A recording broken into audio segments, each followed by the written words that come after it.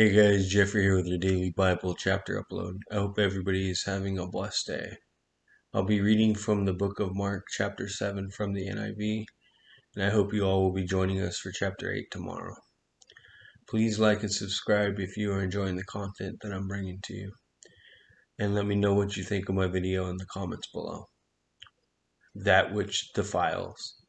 The Pharisees and some of the teachers of the law who had come from Jerusalem gathered around Jesus and saw some of his disciples eating food with hands that were defiled, that is, unwashed. The Pharisees and all the Jews do not eat unless they give their hands a ceremonial wash, holding to the tradition of the elders. When they come from the marketplace, they do not eat unless they wash. And they observe many other traditions, such as the washing of cups, pitchers, and kettles. So the Pharisees and the teachers of the law asked Jesus, "Why don't your disciples live according to the traditions of the elders, instead of eating their food with defiled hands?"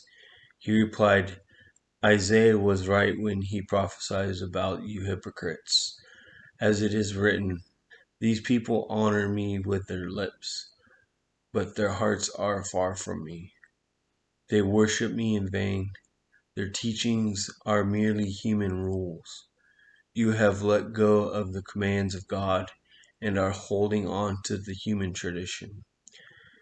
And he continued, "You have a fine way of setting aside the commands of God in order to observe your own traditions. For Moses said, 'Honor your father and mother,' and anyone who curses their father or mother is to be put to death. But you say that if anyone declares that what might have been used to help their father or mother is korban, that is devoted to God, then you no longer let them do anything for their father or mother. Thus you nullify the word of God by your traditions that you have handed down, and you do many things like that." Again, Jesus called the crowd to him and said, "Listen to me, everyone, and understand this. Nothing outside a person can defile them by going into them. Rather, it is what comes out of a person that defiles them." After he had left the crowd and entered the house, his disciples asked him about the parable. "Are you so dull?" he asked. "Don't you see that nothing that enters a person from the outside can defile them?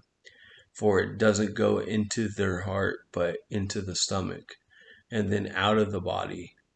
In saying this, Jesus declares all food clean. He went on, "What comes out of a person is what defiles them. For it is from within, out of a person's heart, that evil thoughts come: sexual immorality, theft, murder, adultery, greed, malice, deceit, lewdness, envy, slander, arrogance, and folly. All these evils come from inside and defile a person." Jesus honors the Syrophoenician woman's faith. Jesus left that place and went to the vicinity of Tyre. He entered a house and did not want anyone to know it. Yet he could not keep his presence secret. In fact, as soon as she heard about him, a woman whose little daughter was possessed by an impure spirit came and fell at his feet. The woman was a Greek born in Syrian Phoenicia. She begged Jesus to drive the demon out of her daughter.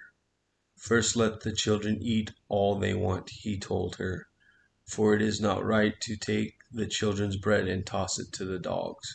"Lord," she said, "even the dogs under the table eat the children's crumbs."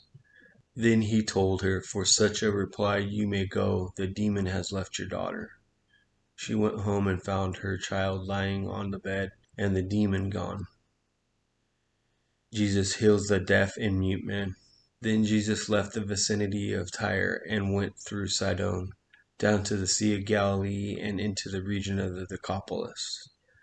There some people brought to him a man who was deaf and could not hardly talk, and they begged Jesus to place his hand on him.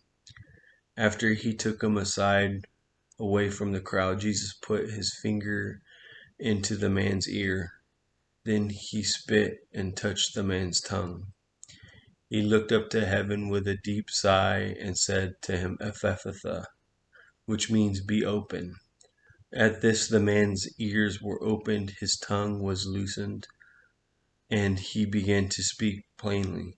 Jesus commanded them not to tell anyone, but the more he did so, the more they kept talking about him. People were overwhelmed with amazement. He has done everything well, they said. He even makes the deaf hear and the mute speak. I want to thank you all for joining us today, and I hope you all have a great day. And I look forward to seeing you all again tomorrow.